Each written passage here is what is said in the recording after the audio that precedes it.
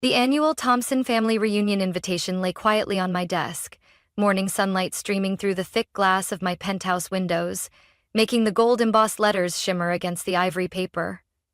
14 years of keeping a secret I thought unshakable, and now it was about to unravel, not by my choice, but because of a single headline that had touched the mask I'd worked so hard to maintain. I picked up my phone and opened the email that had brought everything to light. Forbes Women to Watch. Olivia Thompson, the new face of AI and digital art, leading her company to a $2.7 billion valuation. The article would go live Monday morning, just 2 days before the reunion, and with each word, the shell of the eccentric artist sister would dissolve. "Thompson, your brother is calling again," Amanda, my assistant, said through the intercom. "I know," I sighed. Of course Daniel would call. He'd been calling nonstop since the article leaked to the major outlets. I hit the accept button, still leaning back in my chair, eyes on the Chicago skyline. "Olivia, what the heck is going on?" Daniel snapped, skipping any pleasantries. "Bloomberg just asked me how it feels to have a billionaire sister I didn't know existed. Care to explain?" I stifled a smile. "You'll find out Monday, like everyone else." "Are you kidding me?" He was nearly shouting. "Mom and Dad worry about you every single day. Everyone thinks you're broke, borrowing money, barely getting by. They thought you missed your shot, made all the wrong choices." "Worried?" I laughed softly. "You call the criticism, the sarcasm, the lectures about wasting my future worry? You know they just want what's best for you." "No, Daniel. They want me to be like you. Get an MBA, work for Dad's company, live a safe, manageable life." Silence stretched across the line. "Daniel, the golden boy, the heir, the walking embodiment of expectations." Finally, he asked quietly, "How long have you been hiding this?" I stood and walked to the window, watching my private helicopter land on the building across the street. "Remember when I moved into that rundown studio on the west side? When you first started that digital art thing? Yeah, that was 14 years ago." Exactly. Everyone thought I was chasing dreams, throwing away my Stanford econ degree. But no one knew I'd already sold my first collection, made 30 grand. "What?" Daniel choked out. 6 months later, I sold a series of AI-generated works, earned $120,000. The next year, $900,000. And while Dad was telling the family at Christmas dinner that I was stubbornly unemployed, I'd just passed my first million. Daniel was silent, but I could almost hear the gears turning in his head. "But you still took money from Mom and Dad for rent. You drove that beat-up Civic for nearly a decade." "I didn't take money. I offered them an investment. They declined. I lived that way because I chose to, not because I had to. Staying low-key was the best way to keep the family at a safe distance." "A helicopter?" Daniel's voice cracked. "I have 3, and my company is currently valued around $2.7 billion. But factoring in the support platforms, it's closer to $3.50. Daniel sucked in a breath like he couldn't quite catch it. "And now, if you'll excuse me," I said, reaching to end the call, "I have an executive board meeting to prepare for. See you at the reunion, brother." I hung up before he could reply and pressed the intercom again. "Amanda, is everything ready for the reunion?" "Yes, Ms. Thompson. The plane is prepped. Transportation will be via Bentley as requested. The resort has been secured as a private venue. All documents have been printed for each attendee." "Excellent." I picked up the invitation and looked at it once more. They had seen me as a dreamer, a burden, but this time, I would be the one telling the story, and I would make sure they never forgot it. I still remember that winter night when I was 23, the whole family gathered around the dinner table in my parents' old Vermont cabin. Outside, snow was falling heavily, but the air inside was colder than the temperature outside. Dad sat at the head of the table, wine glass in hand, his expression stern like he was attending a board meeting, not a family dinner. "Olivia," he said, voice low and firm. "It's time you got serious about your future. You need to give up that computer art nonsense and come work at the company." I was still wearing a paint-stained sweater, fresh from the studio. "I am serious, Dad. I just finished a project for a tech firm in Seattle. They paid me just to use the algorithm I designed to generate images." He raised his hand to cut me off, like everything I had to say was meaningless noise. "No one pays real money for computer-generated pictures. It's a fad. You can't live on a fantasy forever." Mom sat beside him, eyes full of pity. She gently patted my shoulder as if trying to console me. "Your father just wants what's best for you, sweetheart. You have an honors degree in economics. People would kill for that. Why waste it on something so uncertain?" I turned to look at my sister, Madison, 29, the family's rising star. Freshly promoted to deputy CFO at a major corporation, she flaunted her new Hermes bag right at the table. Madison smirked, eyes on her wine. "You're just scared of living real life. Every time I send you money to cover your electric bill, I feel like I'm donating to charity." The whole table laughed. Their laughter rang in my ears like a cruel soundtrack I never wanted to hear again. That night, I excused myself early and went upstairs to the old bedroom, with its faded floral rug and walls still plastered with my high school awards. I opened my laptop and quietly stared at the lines of code I'd written the day before, watching the art evolve with the algorithm. No one in my family knew that just 2 weeks earlier, a European firm had paid me over $40,000 to use my image generation software in their media campaign. I told no one, not a word. It wasn't the first time I'd been dismissed. When I was 26, I asked Dad to invest $150,000 so I could launch an AI-based art-on-demand platform. I had a detailed business plan, a working prototype, and a list of potential clients. He skimmed it for 5 minutes, then folded it shut and set it down. "Our company doesn't invest in illusions. Come back when you want to open a coffee shop or accounting firm." Madison just shook her head. "You can always work for me. I'll pay you a steady salary. No more dreaming." I turned them both down. That same year, I moved to Austin and started a journey no one in my family truly believed was real. They called me the creative oddball, the artist who never grew up, and sometimes the reclusive disappointment of the Thompson family. Every reunion was the same. They talked about interest rates, real estate, investment funds, and tangible wins. I sat at the end of the table, occasionally asked, "So, what are you doing now?" followed by polite nods and a quick change of subject. Last year, Madison stood up in the middle of dinner, pulled out a thick envelope, and handed it to me in front of everyone. "I know you hate asking for loans, so just take this. Think of it as a gift from your successful little sister." I smiled, thanked her, and slipped the envelope into my purse. After the meal, I left it unopened on the table and walked out. At that moment, my wallet held the black card of my own company, the one processing nearly $100 million in transactions every month. They didn't know, and I wasn't ready for them to know. Every condescending word, every smirk, every time they gave me money thinking they were being charitable. I remembered it all. Not for revenge, but to build something so solid that one day, they wouldn't be able to believe they once thought I was a failure. And now, that day is almost here. I moved into a shabby East Austin loft at the start of my 27th year. It was only 400 square feet, with no central heating and a bathroom the size of a shoebox. Every morning, I boiled water with an electric kettle to make coffee and showered under a tiny, leaky nozzle. But I had never felt more alive. No one in my family knew that while I was eating instant noodles and wearing worn-out sweaters, I had just completed a $75,000 contract with a Swedish gaming company to provide algorithms that generated animated backgrounds based on user emotions.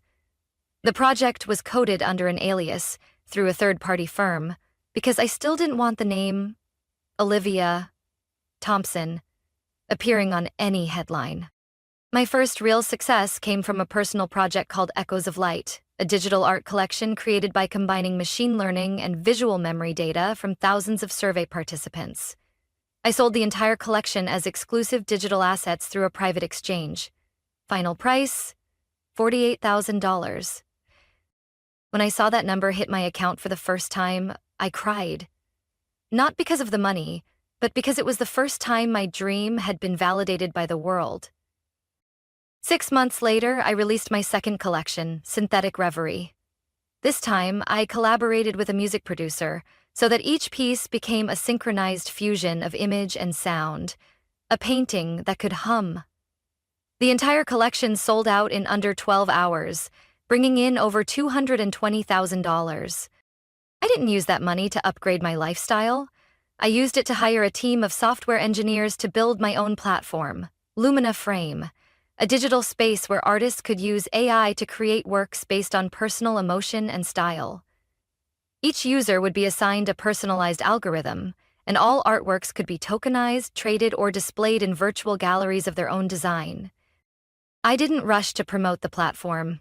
I wanted it to be perfect before going public. For the next 2 years, I lived like an ordinary person, even below average. I still drove the 2008 Civic I'd bought for $1,200. The passenger seat leaned to the left, the radio only picked up 2 stations, and the driver's side window was jammed. But I still drove it to every family gathering, where Madison never failed to mention she'd just upgraded to the latest Tesla Model S. I still accepted Mom's pitying hugs, Dad's sympathetic glances, and relatives' generous offers. If you need a place to stay, we've got a guest house out back. Want me to refer you to HR at my company? They're hiring a communications assistant. I smiled, thanked them, and kept pretending to be the dreamy older sister who hadn't quite grown up. Meanwhile, I had opened a company in Delaware under a different name to handle financial operations. Each transaction was split and routed through 3 secure platforms to remain untraceable. The Lumina Frame project received funding from a venture capital firm in Singapore, whose representative had no idea I was the one behind it. They only knew me by the alias L. Vance, the creator of an AI tool already in use at major animation studios across Asia. By the time I turned 31, the platform was valued at $780 million in a Series B funding round. But I didn't share that with anyone in my family. I still lived in the same old apartment, just swapped in new curtains and bought a better espresso machine. The reason was simple. I wasn't ready. I wasn't ready to hear Dad say I got lucky. I wasn't ready for Madison to see me as a threat instead of the quirky artist sister she liked to help. And I wasn't ready to hear Mom worry that I was isolating myself too much. I wanted the truth, when revealed, to be undeniable. No excuses, no justifications, no pretending they didn't know or that I never told them. I wanted it to be so big, so real that no one could twist it or take it away. I wanted them to see. And that moment, the one where the entire Thompson family would have to face who I really was closer than ever. The article dropped just as the sun came up. On Forbes' homepage, front and center, the bold headline read, "Olivia Thompson and the Quiet Rise of a $3,200,000,000 AI Empire." The photo I chose showed me standing in the main gallery of Lumina Frame, with the platform's highest seller piece priced at $4,500,000. Behind me, within 10 minutes, my phone buzzed nonstop. Messages, emails, calls, meeting requests, interview invites, partnership offers, a flood with no end in sight. I took a sip of espresso, my gaze calm as I watched the chaos unfold across the 3 monitors on my desk. The family group chat, muted for 5 years, had exploded. Madison, holy crap, Olivia, is this real? Daniel, this article's garbage. Gotta be some mistake. Mom, Olivia, I need to talk to you. Call me immediately. Dad, we need to talk. Alone. Before the reunion. I put the phone down, responding to none of them. It was time they felt what it was like to be left behind, just like they left me. I leaned back in my chair, staring at the Chicago skyline through the glass, morning light dancing across the cold steel towers. Every building was a reminder. I had chosen the right path. The doorbell rang, sharp and insistent. Amanda walked into the office, looking slightly flustered. "Miss Thompson, there's a woman downstairs claiming to be your mother. Doesn't want to leave. I sighed and nodded. Send her up. 10 minutes later, the private elevator opened and my mother, Ann Thompson, stepped in. Her hair was still neatly styled, her beige Chanel suit crisp without a single wrinkle, but the panic and confusion in her eyes nearly made me not recognize the woman who once remained composed in every situation. Her eyes swept over the penthouse, the ebony floors, the floor-to-ceiling windows framing the skyline, and landed on the gently shifting digital artwork on the far wall. One of my creations, currently valued at over $500,000. Olivia, she stammered. What is this? Is this your home? I walked over to the table and poured her a cup of tea. It's mine. One of 3 I own in Chicago. I've got 2 more in Manhattan and Vancouver, but I rarely use them. She dropped into the Italian leather chair across from me, eyes fixed on mine. You? What have you been doing? All these years, I thought you were scraping by selling a few paintings. I know what you thought, I cut in, my voice calm but sharp like a razor. I know everyone thought I was the failed older sister, drifting around with a laptop and a pipe dream. While Madison was climbing the finance ladder and Daniel was flipping properties, I was the family's cautionary tale. Mom looked down. I quietly opened a drawer and pulled out a folder, placing it in front of her. This is the investment proposal I gave Dad 6 years ago. I asked him to put in $200,000 to develop Lumina Frame. He said no, called me an unnecessary risk. That investment would be worth about $94 million today. Her hands trembled as she flipped through the pages. Growth charts, funding contracts, strategic client lists, everything laid out clearly. She gasped. Your father, he said you were just asking for money. Why did you hide all this? Why didn't you tell me? I met her gaze, not looking away for once. Because no one ever really wanted to listen. Every time I started talking about the project, you changed the subject. Every time I mentioned AI, Dad said I was lost in a fantasy. Madison gave me money like she was doing a favor. Daniel offered me a junior accountant job like he was rescuing me from ruin. A silence so thick it pressed on the walls filled the room. My mother looked up, eyes glossy with tears. You're right. I didn't listen. I looked, but I didn't see. I nodded gently. But now everything's different. The family will see, every single one of them. I stepped out onto the balcony where my private jet was visible from the nearby hangar. My name was painted across its side in metallic gold, glittering in the sunlight. The reunion was less than 48 hours away, and this time, I wouldn't be sitting silently at the end of the table. I would be the one walking in, and no one would be able to look away. On the morning of the Thompson family reunion, the sky was a flawless blue, as if the universe itself were setting the stage for a reckoning no one would forget. I stood on the main deck of the 3-story yacht named Vera, anchored off Montclair Island. The private island I had purchased nearly a year ago, just weeks after closing my first billion-dollar deal. In the distance, 4 helicopters touched down one by one at the landing pad, where a giant "Welcome to O. Thompson Retreat" was etched in white stone, sparkling in the tropical sun.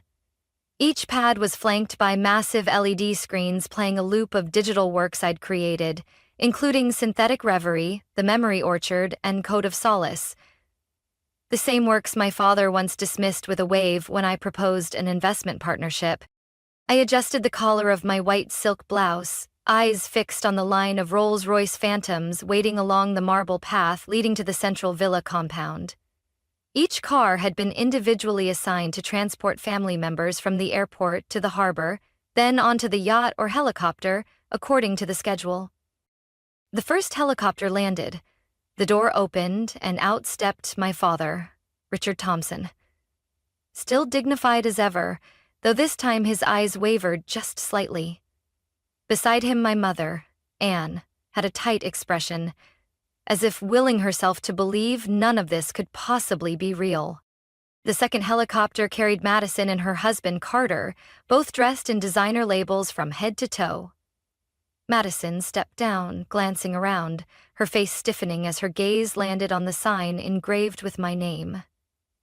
She couldn't have imagined that the reunion she once suggested be held at a resort in Scottsdale was now happening on an island owned by the sister she used to call a family responsibility. I stepped down from the yacht deck, hands in my pockets, my smile subtle but sharp as a blade.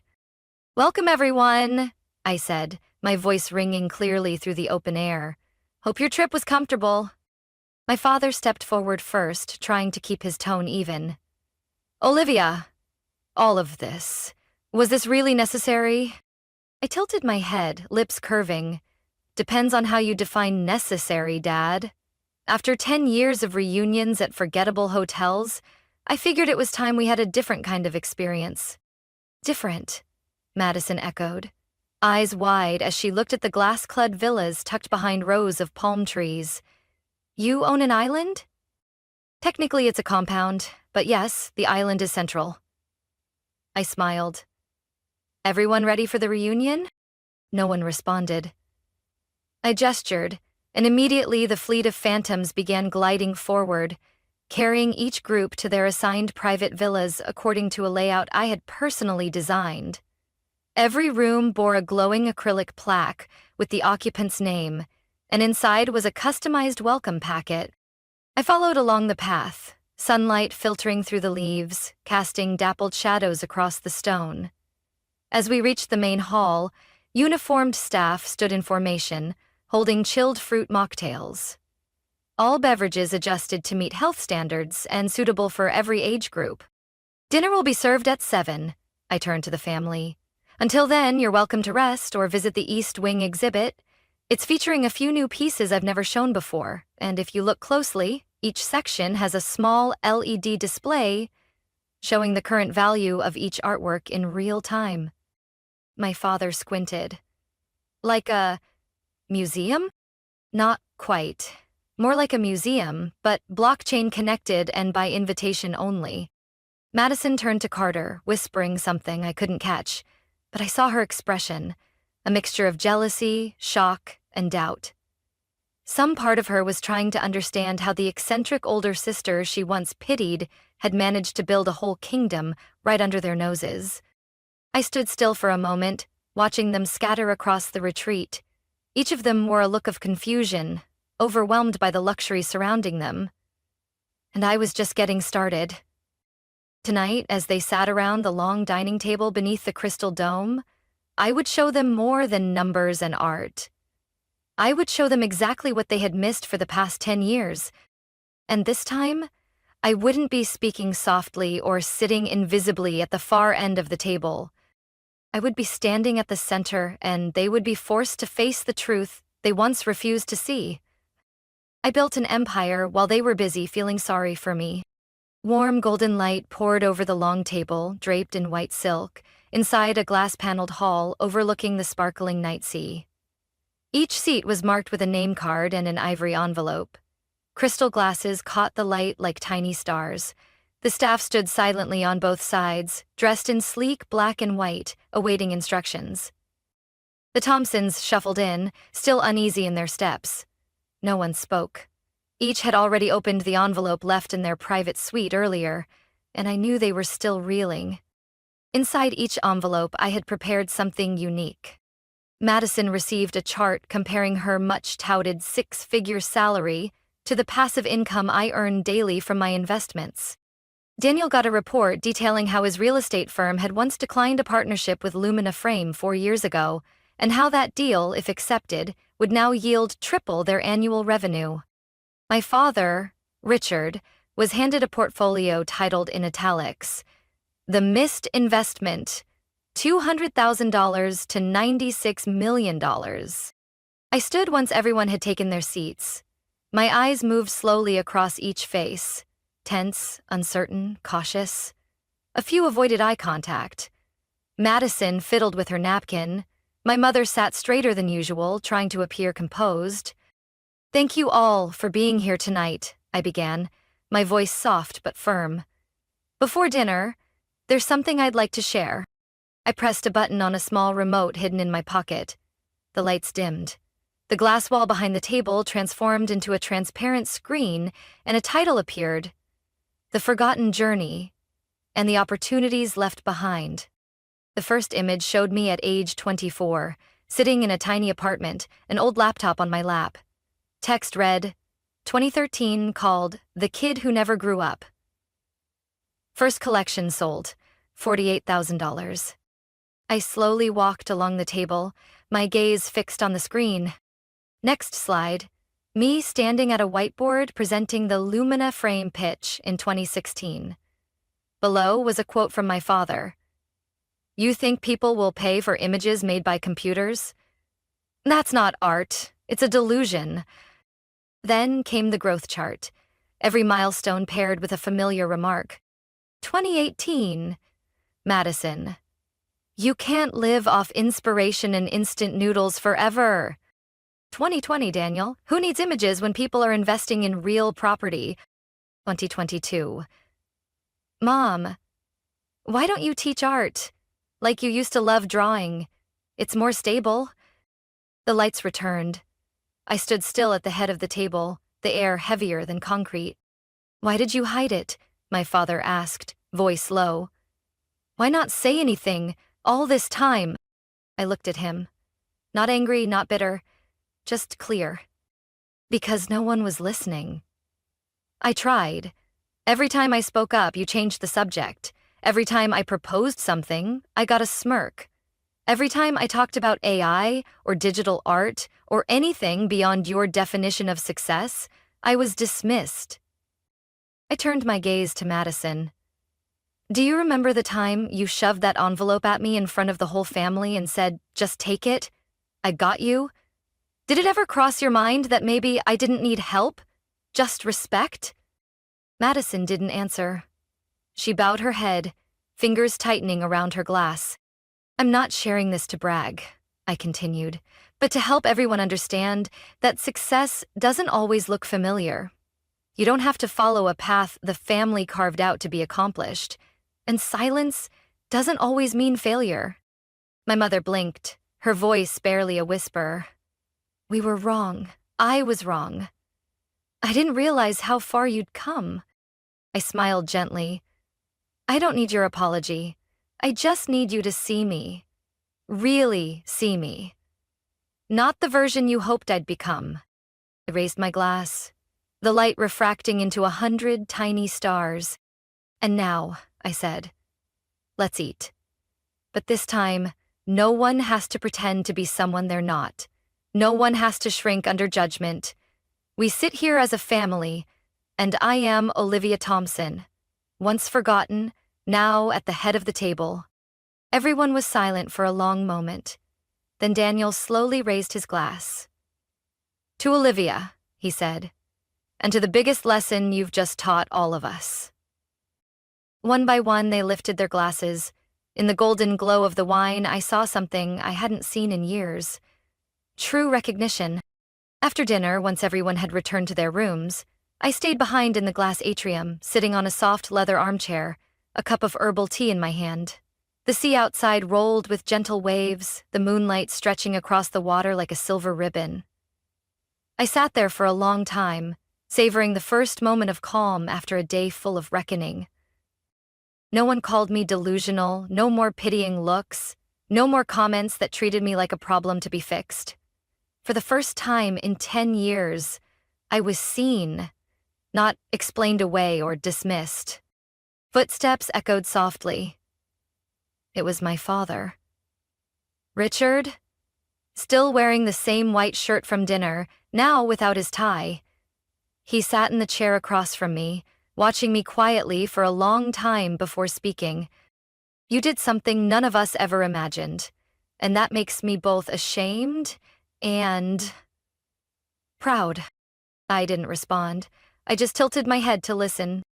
I always thought I was right that stability was the goal, that creativity should be a hobby, not a career, but now, it's clear who was really looking in the wrong direction. I set my tea down. You weren't wrong for choosing the safe path for yourself. You were wrong for thinking it was the only path for everyone. He nodded, his gaze resting on the Code of Solace piece gently shifting on the wall. your mother and I, we never understood the language you use to express yourself. So we were afraid. And when people are afraid, they deny. He reached into his pocket and pulled out a folded piece of paper, placing it on the table. I was going to leave this in your room, but I figured it should come from me directly. I opened it, his handwriting, unmistakable. Olivia, if I could go back, I wouldn't make you choose between your family and your dream.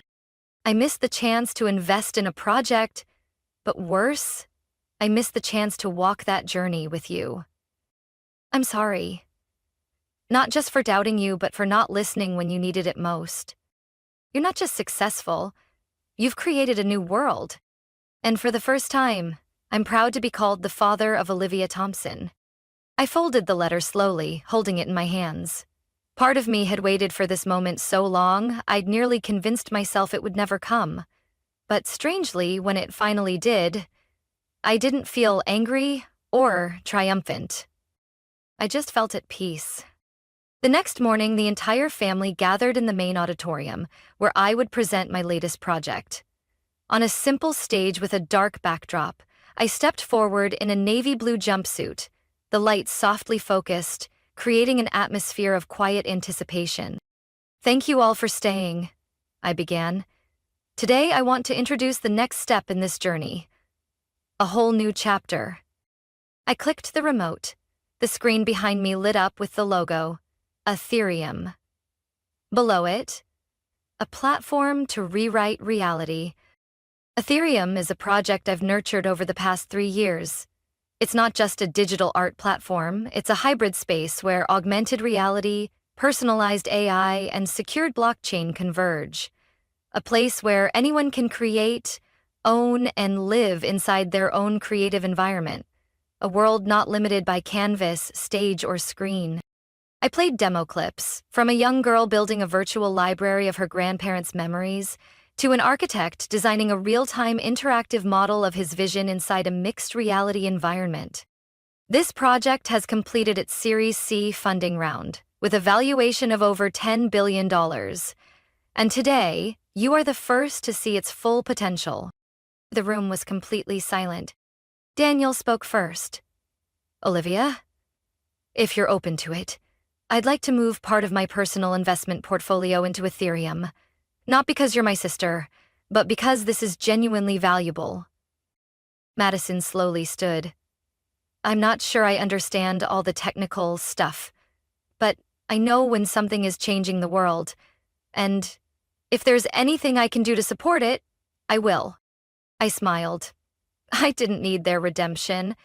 I didn't need them to prove anything. But those words, they meant more than any check. That evening, I returned alone to the small villa tucked on the west side of the island.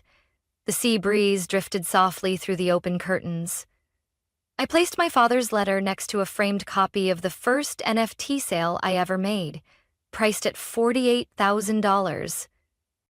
On the nightstand, I added a new frame, the Forbes headline, my photo standing before Lumina frame, and a small line beneath it.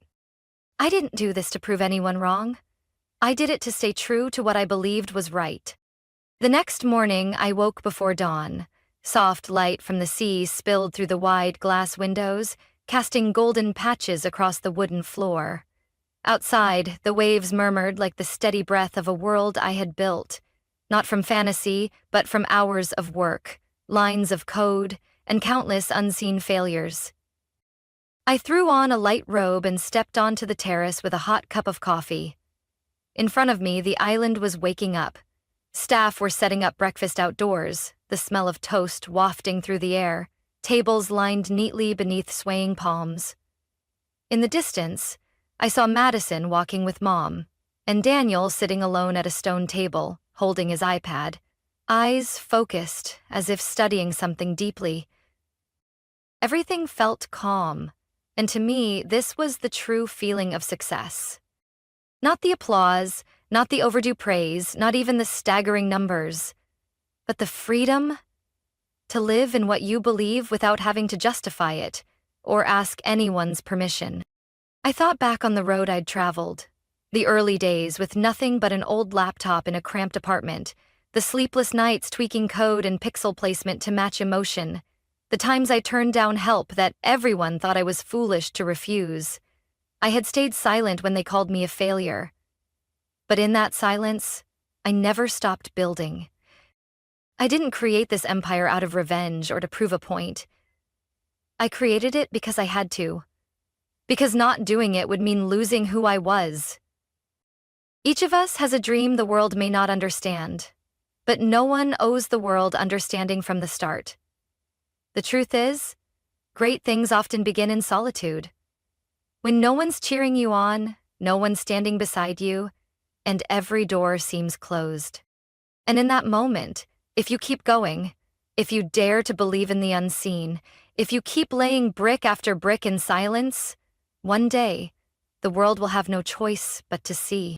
Breakfast unfolded in a gentle atmosphere. People began talking to me with a different look in their eyes. Not guarded or dismissive anymore. This time it was genuine curiosity and, for the first time, respect. Daniel asked about Ethereum's operational model. Madison brought up potential collaboration with her company's marketing division. Even my father, who had always kept his distance, invited me to join an international finance forum next month, where he would be a keynote speaker. I didn't rush to accept. I smiled, nodded, and simply said, "I'll think about it." Because for the first time, I had the right to choose, instead of hoping to be chosen.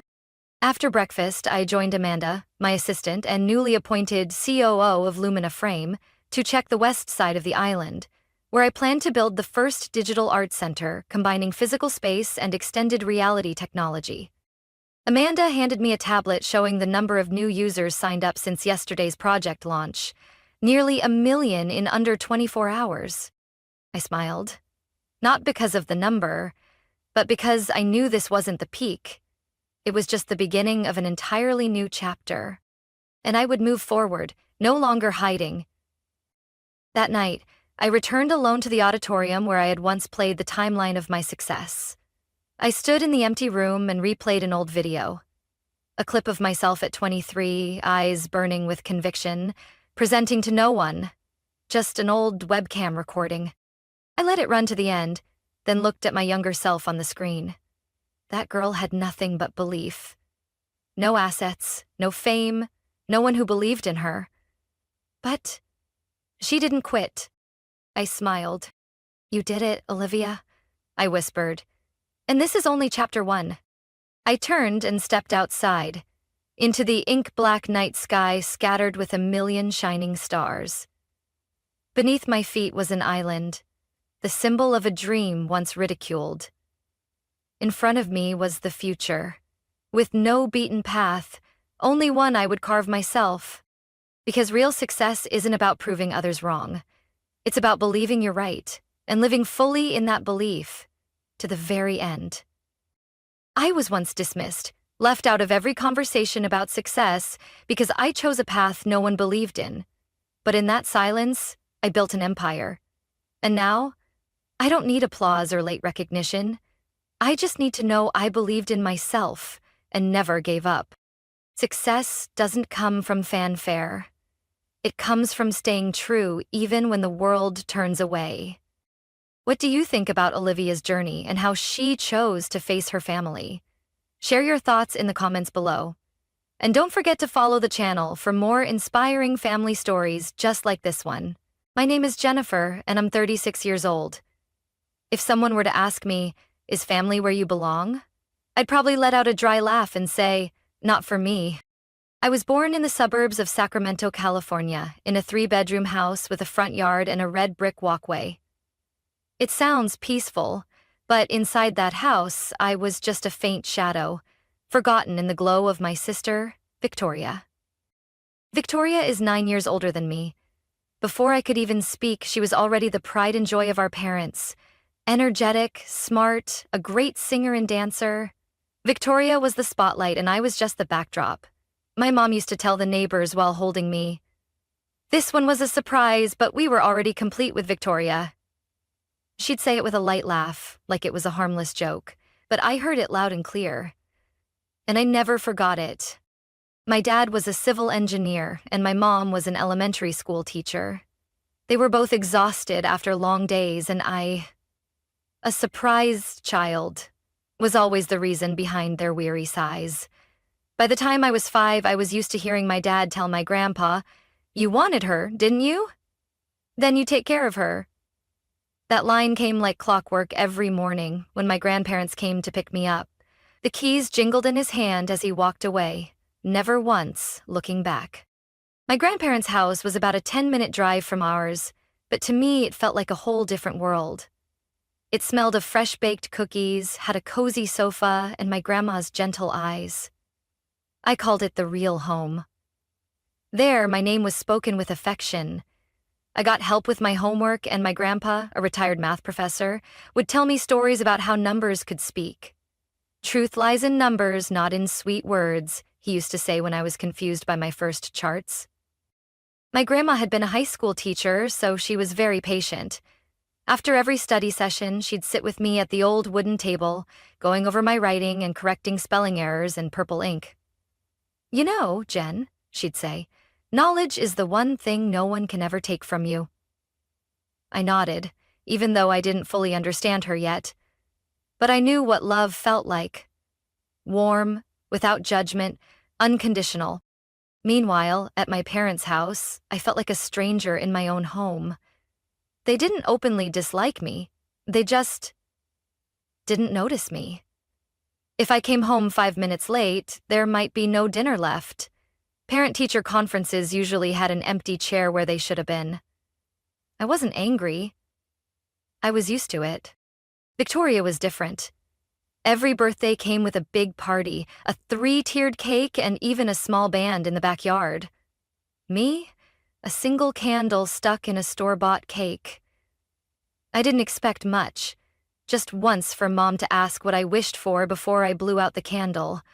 But that never happened. Victoria never acted like she hated me. She just never really saw me. When she was stretched out on the sofa, chatting on the phone with her friends, I sat in the corner of the room, quietly playing with old dolls my grandma had given me. Once, I tried to start a conversation, but she just replied with a distracted, "Yeah," and turned away. I got the message. I didn't belong in her world. My parents didn't hide their favoritism. At every family gathering, they couldn't stop bragging about Victoria's achievements. Vic got another A in history, or Vic was picked to lead the spring festival committee. As for me, no one asked if I was keeping up with school, if I had friends, or if I'd ever won any awards. They were too busy basking in Victoria's glow to notice I was growing up too. And I used to think that once my sister left for college, my parents would finally notice me. But I was wrong. So wrong. When Victoria left, I didn't get more attention. I just got more chores. And that's when I started to understand. My presence had never been truly welcomed. I wasn't part of them. I was just a responsibility they couldn't deny. I don't know how many times I swallowed the lump in my throat just to avoid crying in front of them. But thanks to my grandparents, I learned to be strong. I learned to quietly remember everything, and then use that past as fuel, because one day, I'd walk out of that house as someone who chose her own life. I was 14 when Victoria officially left for her freshman year at Boston University. The day she wheeled her suitcase off the porch, my mom cried like she was going away forever. My dad kept saying, "She's grown now. A girl like Vic is bound for success." And me? I stood in the kitchen doorway, dish rag in hand, completely invisible in that moment. I thought things would change after she left, that my parents would turn their eyes toward me, that the house would echo with new laughter, mine. But no, they didn't see me more, they just saw what needed doing. That same evening, just as I was heading upstairs to do homework, my mom called out from the living room, "Jennifer, do the dishes and clean the kitchen, okay? I'm tired." I still remember standing frozen at the sink, hot water running between my fingers, stinging. Not from the heat, but from something else, a feeling I couldn't quite name. I knew this was the beginning of something unfair. with no way out. Every afternoon after school, I wasn't allowed to set my bag down until I finished the to-do list my mom scribbled on a sticky note and slapped onto the fridge. Clean the stairs, vacuum the living room, do the laundry, fold clothes, check expiration dates in the fridge, prep dinner. If I missed one task, my mom would say, "You live in this house, you should help out." Vic was never this lazy. She said it so often I thought I'd misheard her if a day ever passed without the comparison. I knew every setting on the old washer in the basement, knew how to season roast chicken just right for Dad, and memorized Mom's favorite snacks for her late-night TV marathons. But no matter what I did, it was never enough. Once, I asked if I could skip dinner prep to study for finals. My mom said just one thing. "I guess getting an A is more important than feeding your family, huh?" I didn't answer. I quietly went to the kitchen, left my books on my desk, hands shaking as I chopped onions, eyes stinging but holding back tears. On weekends, while my friends were at the movies or hanging out at the mall, I was scrubbing the bathroom, organizing closets, or mopping the kitchen floor. When I asked my dad if I could join the school's academic team, he waved me off. "Finish your chores first. That stuff's a waste of time." So I started staying up late to study. My bedroom light glowed past midnight. One time, my mom came in and shut it off, saying coldly, "Go to bed. If you're tired tomorrow, who's going to do the chores?" My room was small, tucked at the end of the hallway next to the storage closet. The walls were thin, so I could hear the TV from the living room every night, my parents' laughter during game shows, or Mom chatting on the phone about Victoria. She'd just been chosen for an internship at a big marketing firm. "She's amazing," Mom said proudly. "She really is our pride." And me? I stayed quiet. Only my grandparents still called every Sunday night, even though they were both getting frail. They asked how school was, if I was eating enough, if I was happy. I always smiled and said, "I'm doing fine," even though nothing felt fine, but I didn't want them to worry. One night, after finishing my chores and studying until I was drained, I pulled an old shipping box out from under my bed. It held my grandma's handwritten letters, birthday cards, and a few photos of me and my grandparents at the park. I flipped through each one, searching for a part of myself in those rare, peaceful days. One card had her handwriting, "You are a little light. Keep shining patiently. One day the whole world will see your glow." I clutched that card tight. No one in that house had ever called me their pride, but I wouldn't let life pass without someone ever seeing my worth. I started researching scholarship programs online. Every night, after all the chores were done, I opened the old computer and scoured university websites. I didn't know what was waiting out there, but one thing was certain. I was going to leave that house. Not to escape, but to truly live. And I would live on my own terms. I got acceptance letters from 3 universities all at once, on a rainy Wednesday morning. The feeling of opening those thick envelopes, my fingers trembling as I read, "Congratulations, Jennifer," I could hardly breathe. I did it. After all those years of quietly enduring, studying, and serving like a shadow in my own home, I had my ticket out. That night, I laid the 3 letters on the dining table, hoping for one small moment I thought I deserved.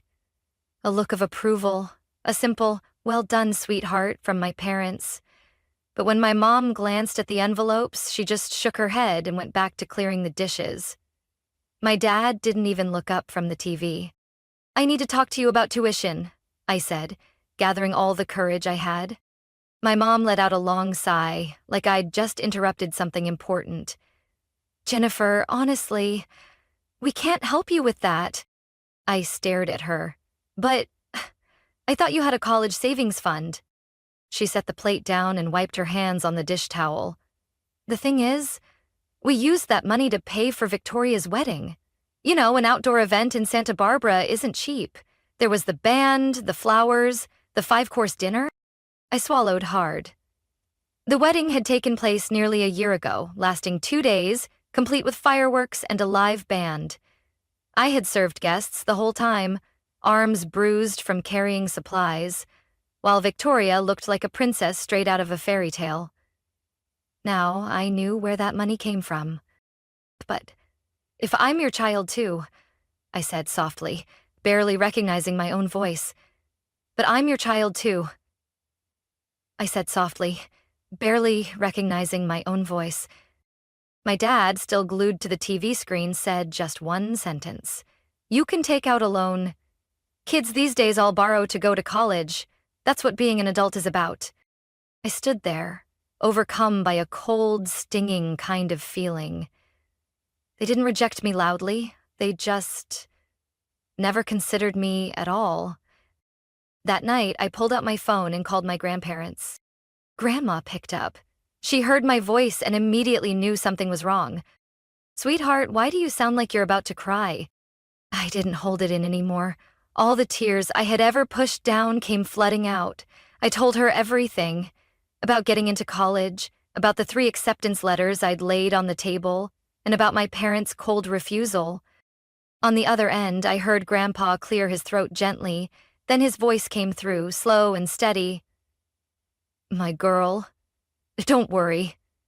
We've been preparing for this day for a long time. I blinked. What do you mean? The day you were born, he continued, I opened a savings account in your name. At first, I just wanted to set something aside in case you ever needed something important. But the more I saw how your parents treated you, the more certain I became. You'd need this to build your own life. The next day, my grandparents invited me over. On the table was a thick envelope filled with bank documents, statements, savings books, and a detailed plan for covering college expenses. You can choose any school you want, Grandma said, holding my hand tight. Don't ever think you're not worthy. I didn't sleep that night. Not because I was anxious, but because for the first time in my life, I felt like someone truly believed in me, not because of achievements or expectations, but simply because I was me. I moved in with my grandparents just a few days later. My parents didn't protest. They didn't even get up from the living room when I carried my suitcase out the door. Mom said one sentence I'll never forget. Do whatever you think is best. I wasn't sure if she felt relieved or just didn't care anymore. But I knew one thing. I was leaving a place that had made me feel small and invisible. It was the first fall where the air actually felt fresh. I chose Stanford University. I majored in finance. I made a decision. If they dismissed my worth, I'd make the world recognize it. And I'd begin on the very path they never imagined I could walk. I set foot on Stanford's campus on a misty morning, both nervous and excited. Everything here was big, modern, and challenging, and because of that, I felt like I belonged. For the first time in my life, I wasn't the unexpected child or the one who stayed home while her sister shined. I was Jennifer, a finance major with a dream no one could take away. At first, I was overwhelmed. My classmates were brilliant, most had attended elite high schools, had family support and connections in the industry. I arrived with 2 suitcases, an old laptop, and a childhood full of hard-earned lessons about discipline and resilience. But I quickly realized, knowledge doesn't care where you come from, and I had something not everyone did. A burning drive to prove I deserved to be here. I studied day and night, read twice the assigned materials, joined investment analysis clubs, and attended every workshop I could. By the end of my freshman year, I was selected for a special mentorship program for high-potential students. My mentor was Mrs. Keller, a former investment fund director in Chicago, known for her sharp mind and tough standards. She told me in our first meeting, "The world of finance doesn't favor the faint-hearted. You have a quiet exterior, but your eyes say otherwise." I didn't let her down. The summer after sophomore year, I landed an internship at a financial firm in San Francisco. By junior year, I became the only student in my cohort invited to an investment conference in New York. During financial analysis project presentations, I stood before dozens of investors, mic in hand, heart racing but mind clear, voice steady like never before. Professor Carson, who taught behavioral economics, once told me after a presentation, "Jennifer, you don't just have the skills. You have the presence of someone who will change the game. I graduated summa cum laude with a full-ride scholarship, receiving multiple job offers. But I knew what I wanted. I wanted to go to New York, the place where billion-dollar financial decisions are made in towering offices, where I wouldn't be chasing someone else's spotlight. I'd make my own. I accepted a job at a major investment bank in Manhattan. In the early days, I worked until 2 or 3 a.m., analyzing reports, checking every figure, adjusting every strategy. I didn't complain. Compared to years of cooking and cleaning without recognition, at least here, my effort was rewarded with real opportunity. In my second year, I got promoted. In my third, I led a North American market analysis team. When I entered meeting rooms, I no longer looked down or avoided eye contact. I walked in as someone who knew what she was doing and knew she deserved to be there. During those years, I had little contact with my parents or Victoria. They rarely called, and I didn't reach out. The only updates I got about them came through phone calls with my grandparents. They were always there, calling weekly, asking about my work, sending homemade cookies on holidays, and writing little handwritten notes like, "You're our shining star, keep glowing." I often wondered, if not for them, would I have had the strength to rise out of the swamp of my childhood? Probably not, because it was them who planted the belief in me that I wasn't invisible, that I was worthy of love and recognition. I moved into a small but modern apartment on the Upper East Side, with windows overlooking Central Park. Every morning, I brewed coffee, watched the rush of people below, and reminded myself, I got here on my own. No favors, no permission, just my own strength. Life seemed to be on a beautiful path, but I didn't know that the past would come back in the most unexpected way.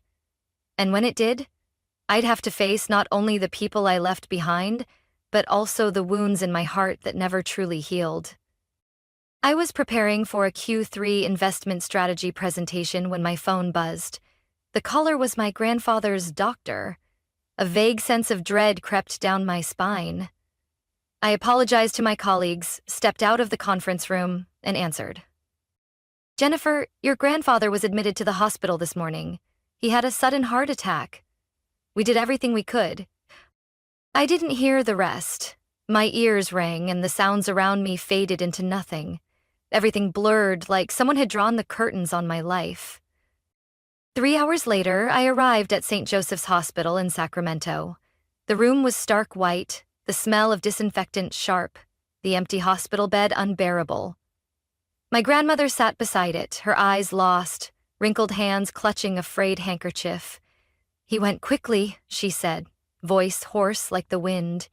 "You were the last thing he mentioned before he passed." I couldn't hold back my tears.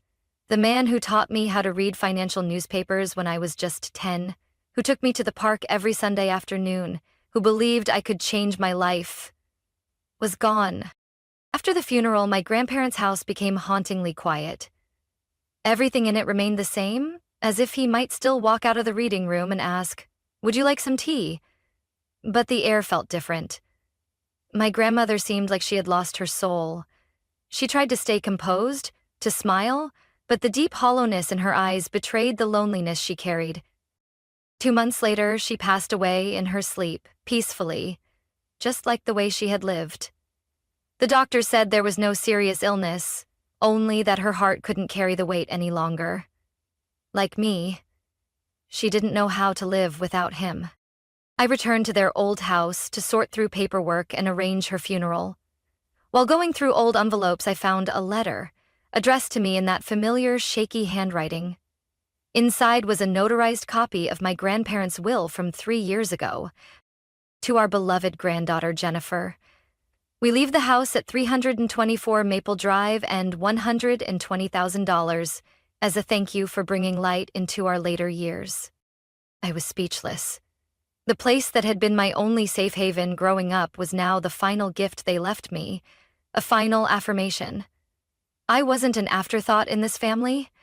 I was someone they had chosen to love. The reading of the will took place in a lawyer's office in Sacramento. My parents sat on one side, silent but clearly expectant. Victoria was busy on her phone, while I quietly sat across from them. Mr. Jenkins, the attorney, wore glasses and read the document in an even tone. When he reached my name, he paused slightly, as if to emphasize, "The house at 324 Maple Drive and the entire savings account of $120,000 are left to Ms. Jennifer Collins." The air turned instantly cold. My mother gripped my father's sleeve, and Victoria let out a sharp breath, almost panicked. No one spoke, but their eyes said everything. "I understand this might come as a surprise," the lawyer continued, "but the grandparents made their wishes clear with a special note addressed to Mrs. Margaret, Jennifer's mother."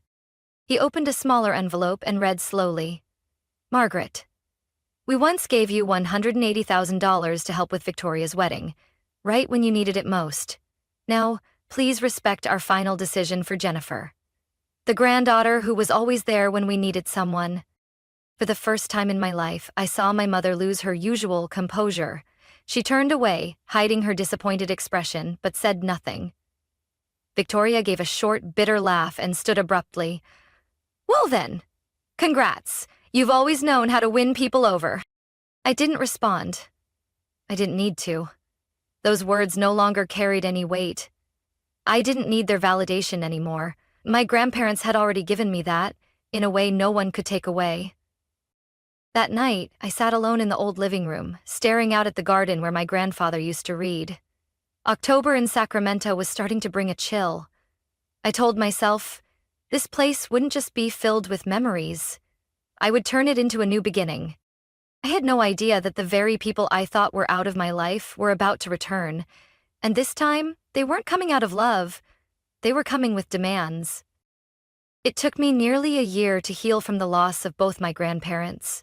The house at 324 Maple Drive was now full of memories, yet so empty that it made my heart ache every time I stepped inside.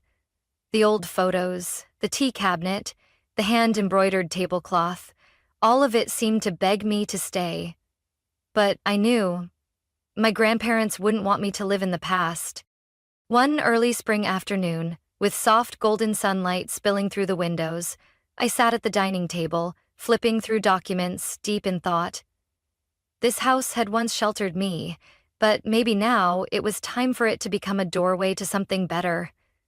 And then the thought hit me, unexpected but clear. I would sell my grandparents' house and use that money to buy my parents a new home, where they could spend their retirement comfortably. I wasn't sure what I was hoping for. Maybe gratitude, maybe a shift in the way they saw me, or maybe it was just a part of me that still couldn't shake the need to be accepted. Even though I knew that might never happen. I called my parents one weeknight. "I want to meet you this weekend. It's something important." I heard a brief hesitation from my mother. "What's it about, Jennifer?" "I'll tell you in person. Let's meet this weekend." We agreed to meet at a small cafe in the suburbs of Fremont, where they were living in a cramped apartment after retiring.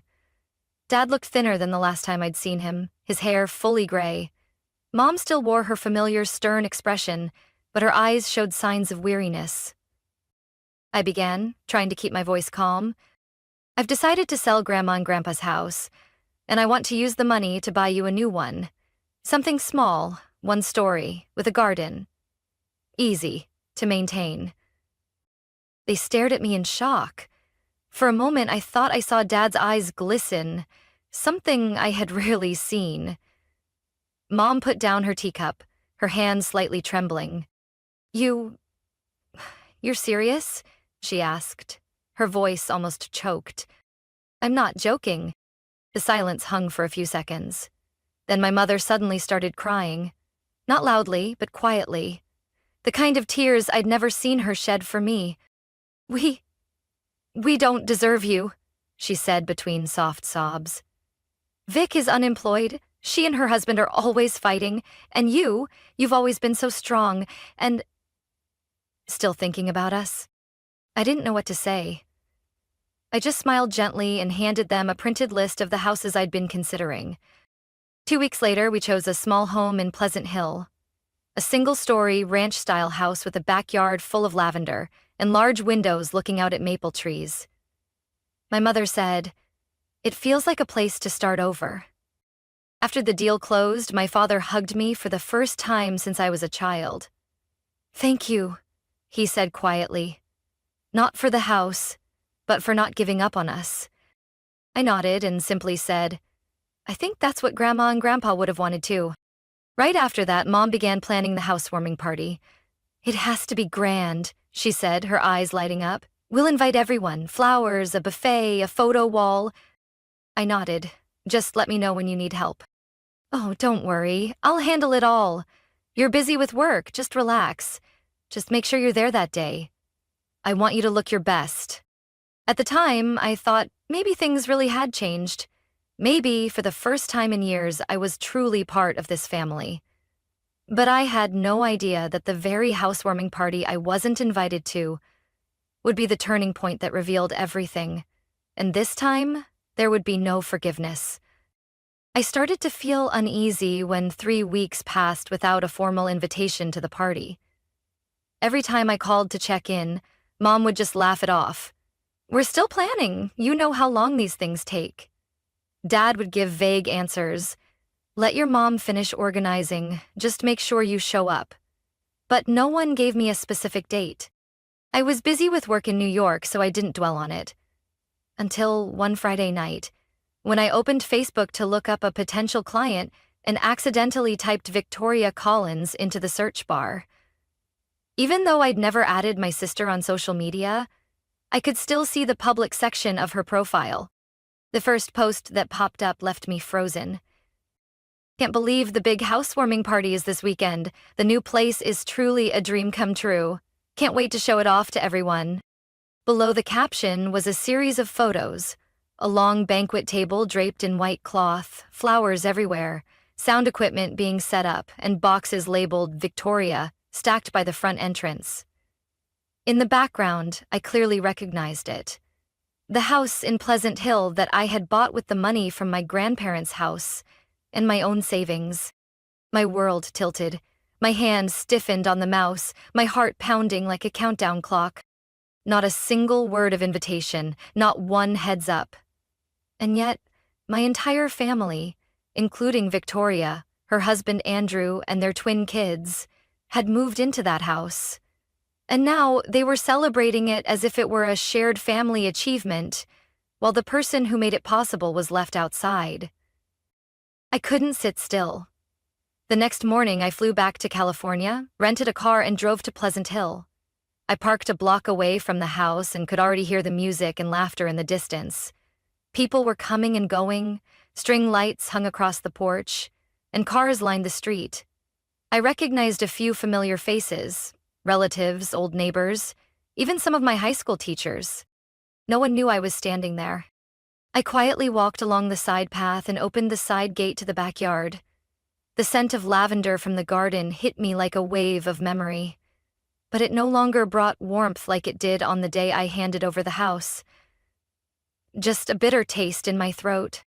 Through the kitchen window, I saw my mother placing pastries onto a tray, wearing the silk blouse she once said she'd save for a truly special occasion.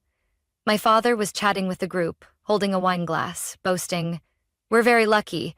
Vic helped a lot with the down payment. It was a family effort to get this house." I froze. Victoria stood nearby, holding her son and smiling brightly. "Mom and Dad deserve to live in a home like this. We just did what needed to be done." I couldn't believe what I was hearing. None of them mentioned me. No one acknowledged the fact that the entire house, from the roof tiles to the floorboards, was paid for with my money. I stepped in through the back door, my voice oddly calm. How strange. Everyone seems to have forgotten who actually bought this house. The crowded room fell silent. All eyes turned to me as if I were some uninvited stranger. My mother dropped the tray of pastries, and Victoria's eyes went wide. My father was the first to speak, his voice uneasy. "Jennifer, you're here. We were just about to invite you." "Really?" I looked him straight in the eye. "Then why did I find out about this party from Victoria's post? And why are all her family's belongings piled up in this house? My mother took a deep breath and changed her tone. You make it sound like we've stolen something. This is a family home, not owned by just one person. Vic helped a lot, you just don't understand. Helped? I pulled a copy of the property deed from my purse and held it up. I am the sole owner of this house. No one else contributed a cent. No one asked for my opinion. Yet the family threw a housewarming party without inviting me and built an entirely different story around it. Victoria stepped forward, trying to stay composed. You're blowing this out of proportion. We just thought Mom and Dad needed a place to live, and this house, it's the best fit. I didn't respond. I turned to the crowd and spoke, softly but clearly. Sorry to interrupt, but I am the legal owner of this house, and I'm asking everyone to leave, right now. No one said a word. In that moment, the bright lights and cheerful music seemed to shrink away. I stood in the middle of the home I had purchased with hope for connection, and all I saw was a betrayal deeper than any insult. And that's when I understood. Some doors, once opened, can never be closed the same again. The silence in the house was almost absolute. Only the soft music from the speakers outside continued to play, awkward and ironic. I stood in the freshly painted living room, holding the certified deed in my hand, my name, Jennifer Collins, clearly printed at the top. No one could say a thing. My father blinked and shook his head, like trying to dismiss a bad dream. You're overreacting, Jen. This is a family home. You're just holding the title. I looked him dead in the eye. What did you just say? Holding the title? This is my legal property, bought with my money after I sold the house my grandparents left me, the one you never paid a dime to maintain. I took you house hunting, signed the contracts, handled all the paperwork, and today you throw a grand party without inviting me while letting Vic move in like it's hers. My mother stepped forward, pale but trying to stay calm. We're family, Jennifer. You can't let paperwork override blood. Think about it. Vic's kids need a home. Your father and I need stability too. I'm not arguing about that, I said, my voice firm. What I can't accept is the lying, claiming Vic contributed, leaving me out of something I created through memories and sacrifice. Victoria crossed her arms, eyes defiant. If you gave it, you can't take it back. You're being petty, Jen. A home is meant to be shared, not owned like a prize people are expected to grovel for. I took a deep breath, resisting the urge to laugh at how easily she twisted things. You're right, a home is meant to be shared, but not with people who don't appreciate it. I was going to let everyone live here, really, until I was shut out of my own home and saw my family rewrite the story without me in it. I turned to the scattered guests, on the sofa, in the kitchen, down the hallway, neighbors, relatives, old friends. I'm sorry to disrupt the party, but I believe you deserve the truth. This is my house. I never gifted it, never signed it over. And I don't permit anyone to move in without my consent. Not even family. I turned back, my voice now low but ice cold. So I'm asking all guests to leave now. And Mom, Dad, Vic, I want all three of you out within 48 hours. I'll involve my lawyer if I have to. Victoria stepped forward as if to argue, but Andrew, her husband, grabbed her arm. He whispered something I couldn't hear, but his face had changed. The confidence was gone. No more smirking. My mother looked shattered. You can't do this. We're family.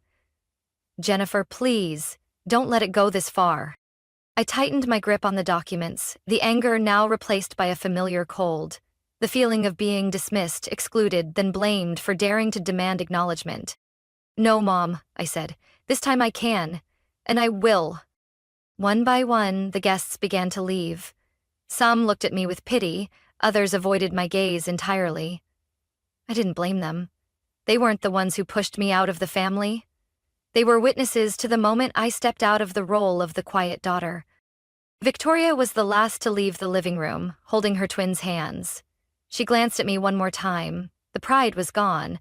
Only bitterness and disappointment remained. You'll regret this, she said softly. Family isn't something you just throw away like a toy. I didn't respond. I stood on the porch as they drove away, the party lights dimming behind me. The house fell quiet, this time for real. But inside, I'd never felt more certain. For the first time, I had defended myself.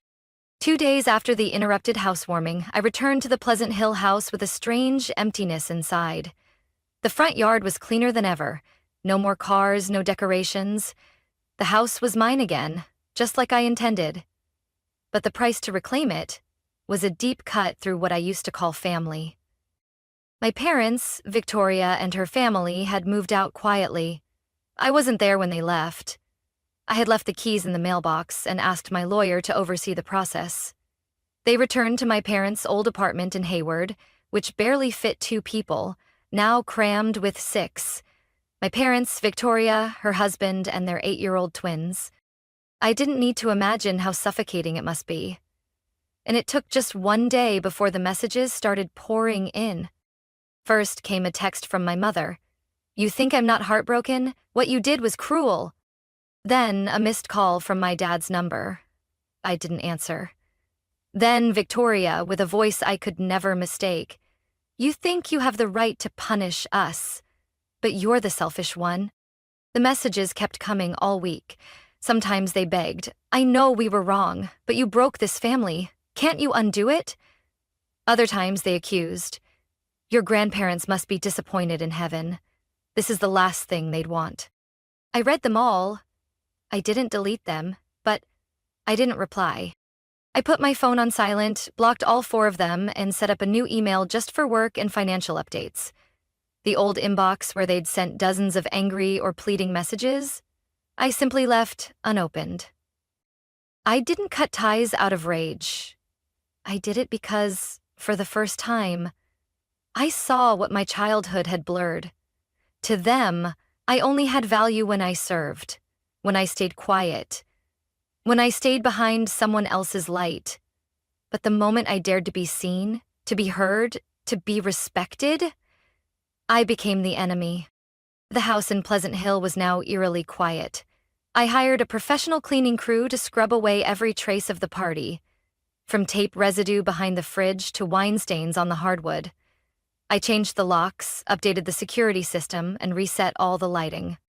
I stood in the freshly painted living room, sunlight streaming through the white curtains, feeling peaceful, but not light.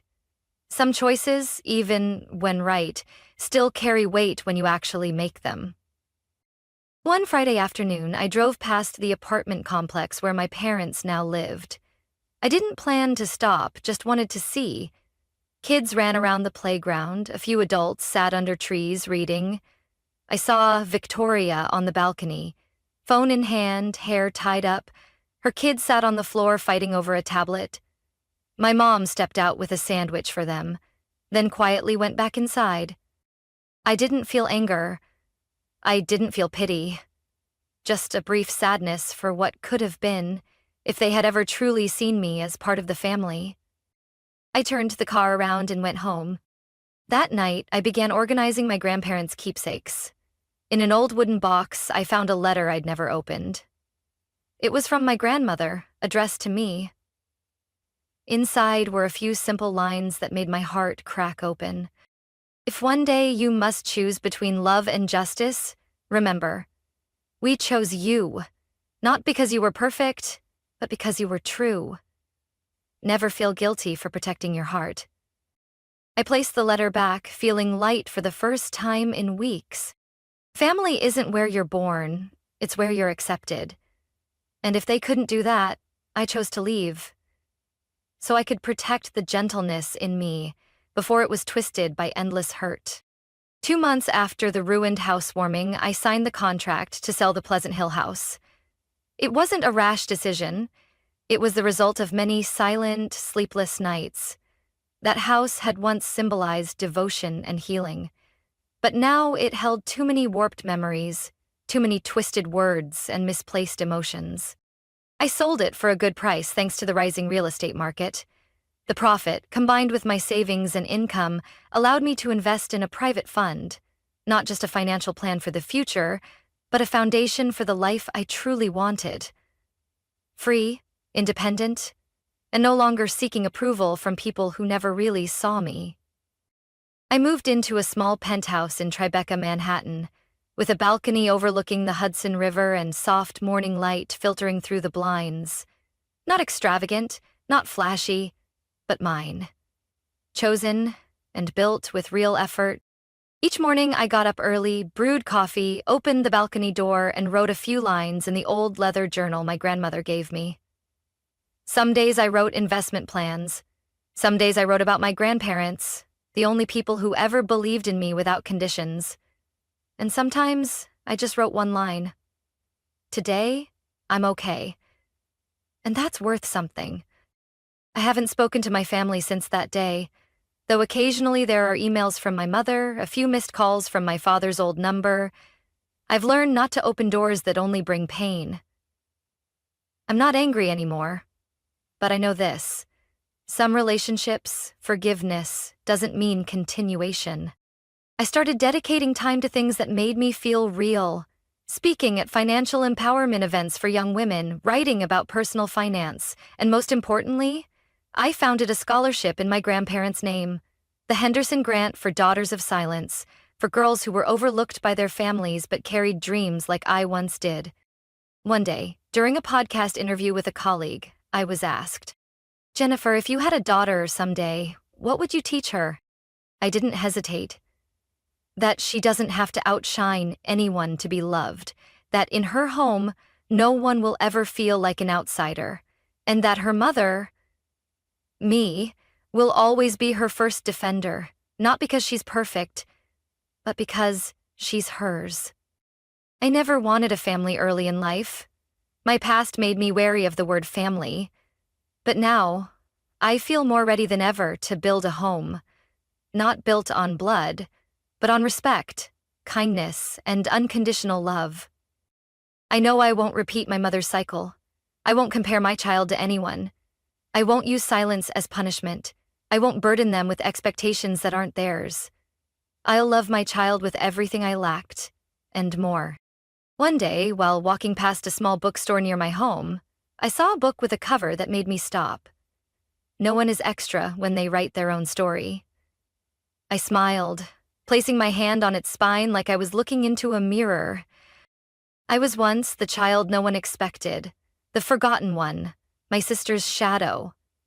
But today, I'm the author of my next chapter. Written with ink of faith, paper of determination, and titled with my own name, Jennifer Collins. And if you ask me what the biggest lesson is from everything I've been through, I'd say, never let anyone define your worth. Not even the people who gave you life. Family doesn't start with blood. Family is where you're chosen, loved, and seen. Fully, unconditionally.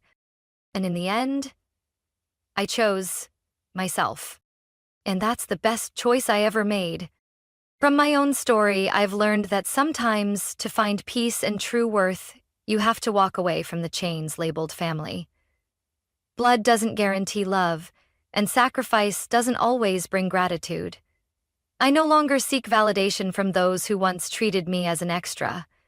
Now, I live with self-respect, gratitude for my past, and a strong commitment to build a family where everyone is loved without condition. What do you think about Jennifer's story and the choices she made? Share your thoughts below. Don't forget to follow the channel to explore more inspiring and heartfelt real-life stories about family and life.